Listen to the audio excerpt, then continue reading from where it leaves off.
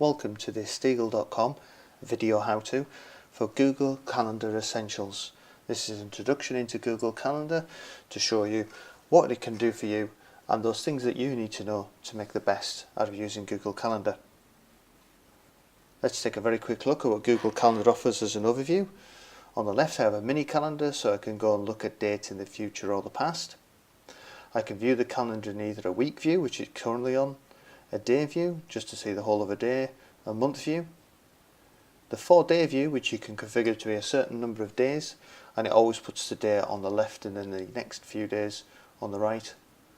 And then I've got agenda view, which is a chronological list of meetings and upcoming events. I can look at tasks. Google Calendar provides a tasks feature as well, so when you open that you can add tasks on the right. I can also look at contacts, birthdays and anniversaries. That's a special feature that Google Calendar uses. It takes the dates and birthdays and anniversaries you add to your Google contacts and automatically displays them on a calendar for you. And also I've added some UK public holidays. You'll find that there are various calendars with holidays for your location as well. So let's have a look at what we're going to cover in detail in this video. We're going to look at how to create events and invite guests, share, create and add calendars. We're going to look at resource calendars, which is something available for Google Apps for Business and Education users. We're going to look at the difference between reminders and notifications and how to configure them. And we're going to also see how we can access your calendar offline. So let's look at creating events and inviting guests. There's several ways we can create and edit events, and the first we will demonstrate is how you can use your mouse and click and drag. If I want to make an appointment today at 11 till 12, I click and drag with my mouse from 11 till 12. If I want it longer, I just drag further and I let go with my mouse. It then asks me to add a title to the event. I'm going to say it's a meeting. Click create event and it's in your calendar. You can use click and drag to move the appointment around if you've put it at the wrong time or on the wrong day. And you can also use click and drag on the bottom of the event to alter its duration to make it longer or shorter.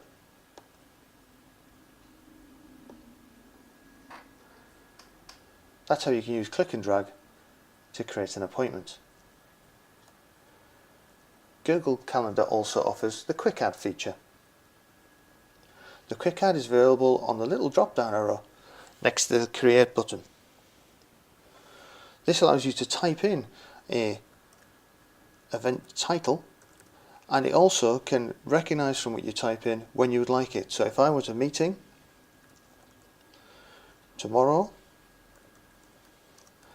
at 10 AM,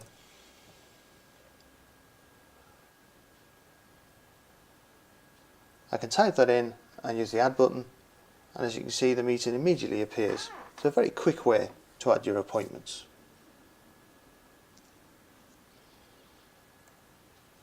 We can look at using the create button. The create button is a big red button on the left, and this gives you the full editor for the appointment or event. So again, I could configure another meeting. You can choose the day in which you want to start it. We'll do it for a few days time. Again, you can pick a start and end time. You can either choose from the drop down lists, or you can just type in your own time. You can choose whether you want it to be all day, so it doesn't have a start and end time. You can choose whether you want the event to repeat weekly, monthly, every day, once a year. You can choose where the location is going to be, and this box will automatically complete with information from Google Maps. So as you type in somewhere you want to be, I'm going to go to Buckingham Palace, it can automatically complete that from data from Google Maps. If it wasn't a physical meeting and you were having a video call, you can add a video call if you're a Google Plus user, and you can also add in a description of what the event is about. Use the save button and then that meeting will appear on your calendar.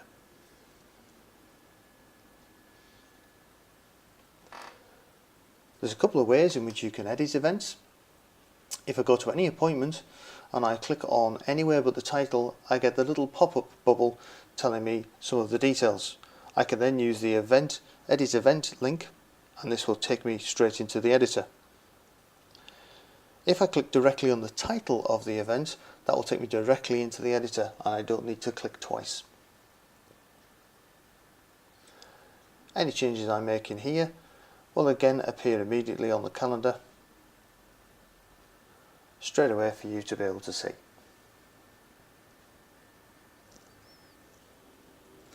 Let's take a look at how we can invite other people to this calendar. Again, let's take my meeting. I'll go and edit that meeting. And on the right hand side we have the feature that allows us to add guests. So I can add someone else to this event. I can just type in their email address and add them. And when I click on save, it'll ask me if I want to send them an invitation. I do, so I'll click send. And that will send an invitation off to them. Now when I look at the bubble, I can see that I have 2 people listed. The calendar editor at the moment is grey because they have not yet responded, and then there's myself, and I'm going because I created the event.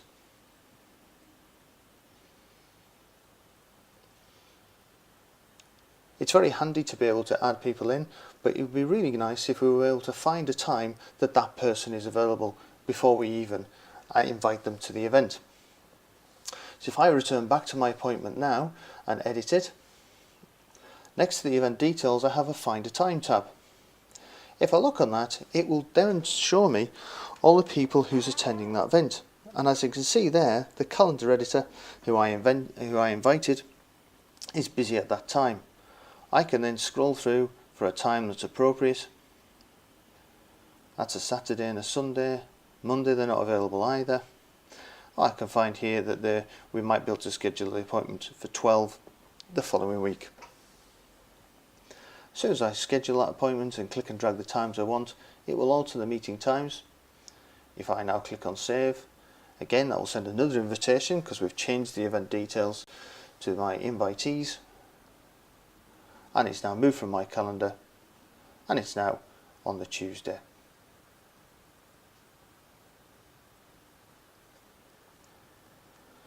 We can also look at the suggested times feature. Find a time is great and is visual, but if you're inviting a lot of people to the event, you may find that it's very difficult to see lots of people on Find a Time.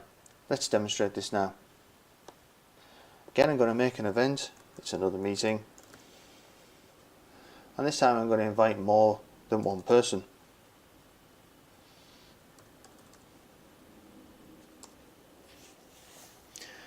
Underneath the list of guests, I have the suggested times box, and this will suggest any times that's available on the calendar without me having to go and look. So I can find that there's lots of late night or early morning appointments, but I want something that's a bit more appropriate, not on a weekend, so I can scroll through very quickly to find anything that's available.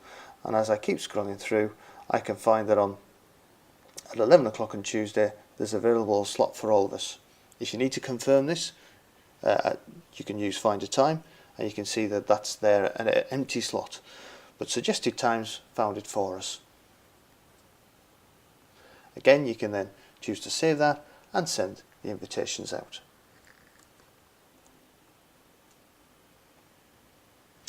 Let's look at how we now share, create and add calendars. First of all, let's look at how we can share a calendar. Google Calendar has a couple of levels of sharing. So first of all, look at the blanket sharing. We can just share a calendar with others. If I hover over my calendar on the left, a drop down menu appears. If I use that menu, one of the options is I can choose to share this calendar. At the very top, I can choose to share the calendar with others. This is a blanket sharing. This means I have the option to either make the calendar public, or I can, because I'm a Google Apps user, share with everyone else in my domain. I can choose to share with everyone in my domain or in public with 2 ways. I can let everyone see all the events, or I can choose just to see free busy information if I don't want anyone to know the details. This then allows me to share my calendar with others, and so everyone can see my appointments. But sometimes that's not appropriate and you need to share your calendar with specific people and give them different levels of permission. I again can go into my calendar sharing, and at the bottom half of the screen I can add a specific person. So I may want to add someone to my calendar to allow them to edit. I type in their email address and add that, and then I can choose what level of permissions they have. I'm going to allow them to make changes to events. That means they can edit events that are on my calendar. Once I've added that calendar, I can then sign in as that person. So now I'm signed in as the editor. And when the editor looks and refreshes their calendar, they will find they have other calendars listed. There is the owner's calendar there, and I can now see that. If I want to hide the appointments, I just click on that calendar and they disappear. If I want to see them again, I just click on them and they reappear. Now if I go to add an event, I can stick it on my own calendar, or I can stick it on the owner's calendar and add it directly to their calendar for them.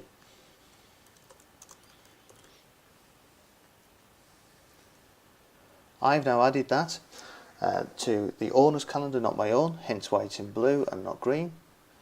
But if I now switch over to the owner's calendar and choose to refresh the calendar, I can see that that event has come in and that has been added there for me.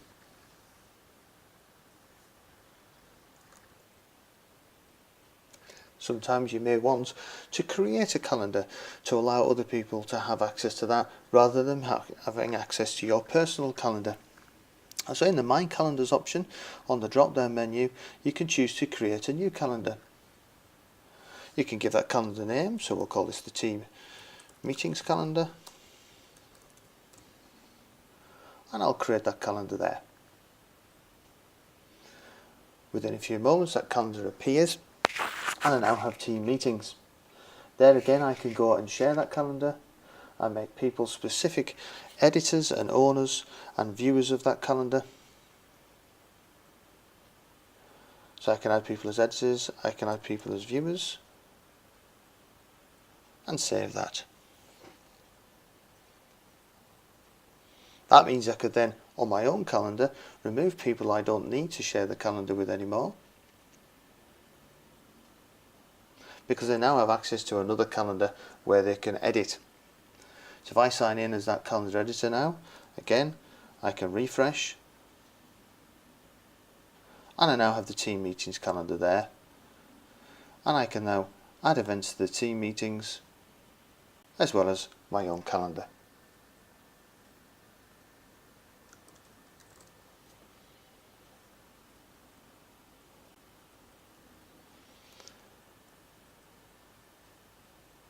We may find it very handy to be able to see somebody else's calendar. Again, in Google Apps, the calendars are by default shared with everyone in the domain, so I can go and then add other people's calendars to my calendar so I can see what they're up to. In Google Apps, you have add a colleague's calendar. If you just use a personal calendar, it'll say add a friend's calendar, and you can literally just start typing in people's email addresses and add them that way. So I can now see the calendar viewer. I can see that they've got various meetings on there, and I can choose a different colour for their appointments if I wish to make them stand out, whichever's better for me. Also, Google Calendar puts diagonal lines across this just to make it more visible that it's not my own calendar and that it is somebody else's that I cannot edit.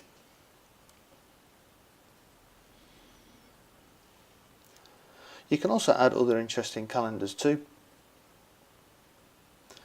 From the other calendars option, you can use the drop down menu and choose browse interesting calendars, where you can have public holidays, sports events, or if you have things in your domain that you can add resource calendars using this method as well.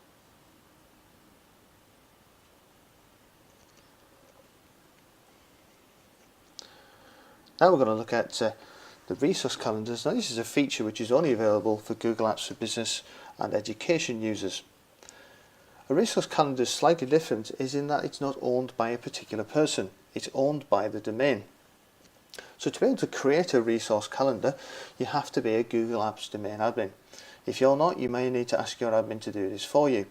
They would need to sign into the control panel and go to the Google Apps settings. And once in the Google Apps settings, then they need to choose the Google Calendar. There they can choose to make resources, and they can create a new resource calendar. We'll create a meeting room,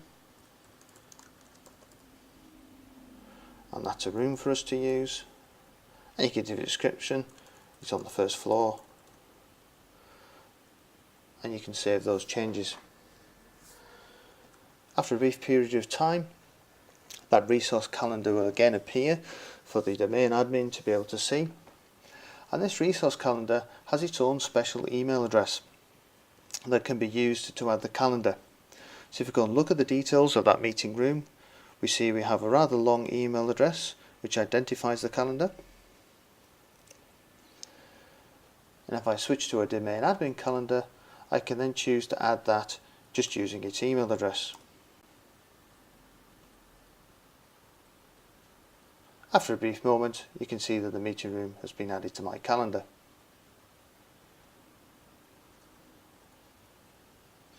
Once it's now added to my calendar, I can then share that calendar with other people to use.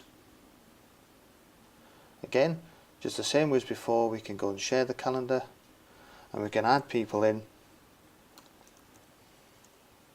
just using their email addresses.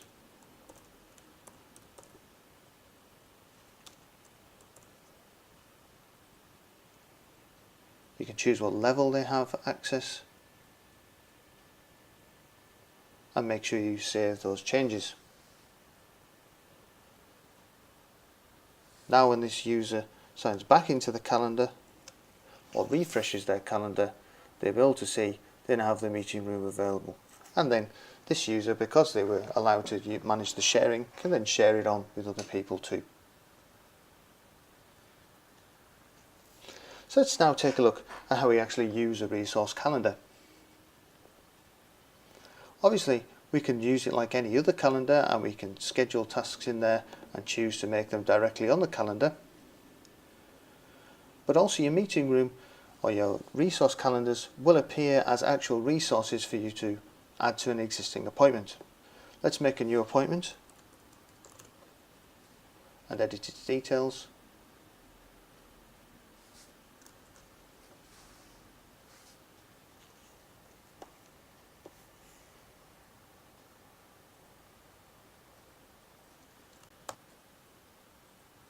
So now can we not only add guests, but we can also look at the rooms we have available to us. And we can see there that the meeting room is someone that we can invite to the calendar.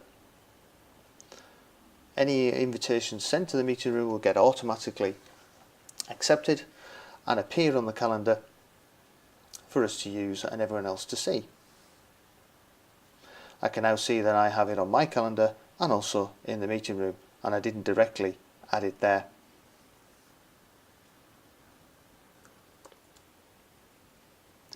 Now let's have a look at reminders and notifications. First of all, we need to know what the difference between a reminder and a notification is. A reminder is something purely for the calendar owner. The calendar owner will get a reminder through various ways, whatever they choose, to remind them that the appointment's upcoming. A notification is different, however. That's an email sent to tell you about activity that's happening on the calendar. So let's have a look at some reminders. First of all, you can set your default reminder for all your events. If you go into your calendar settings, you can then go and have a look at your list of calendars. And when you look at the list of calendars, you can set the reminders and notifications for each particular calendar. We can set the default reminders. Here I've set to remind me 1 hour before each appointment, or 1 hour every day. Or if I want to be really prepared, I can choose to get an email reminder 1 week before.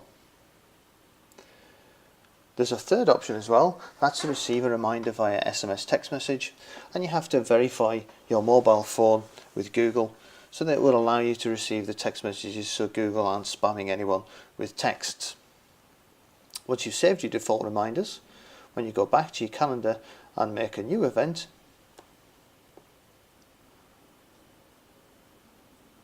all the default reminders are there on the bottom, so if there's one that you don't need, you can get rid.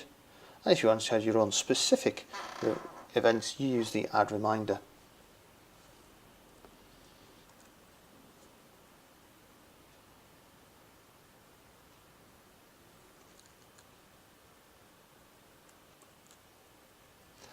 To add a specific reminder for an event, all you need to do is edit that event,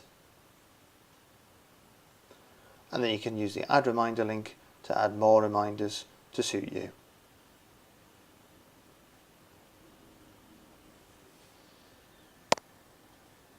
Notifications are emails telling you what's happening on the calendar. So say for instance we made our team meetings calendar, I can go and choose the reminders and notifications for that particular calendar. Because this calendar is edited by other people, I might want an email telling me when someone's added a new event. So I can tick the box for email. Again, if I've verified my mobile phone, I can have an SMS message as well.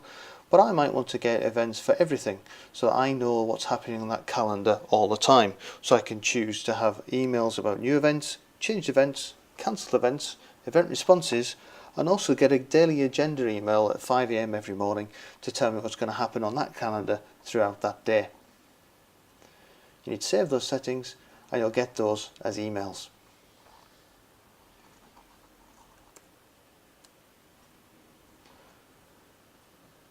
We've set our notification preferences, so now we're going to have a look at how we can get our calendar when we're offline. Google Calendar offline has a few requirements. First of all, we must be using the Google Chrome web browser, as it's the most advanced and has only got the technology in to be able to use the offline features. So once you're using Chrome, you then need to go to the Google Chrome Web Store, which you'll find on your Apps menu for Google Chrome. And once you're in the web store, you can do a search for Google Calendar because you need to install the Google Calendar app.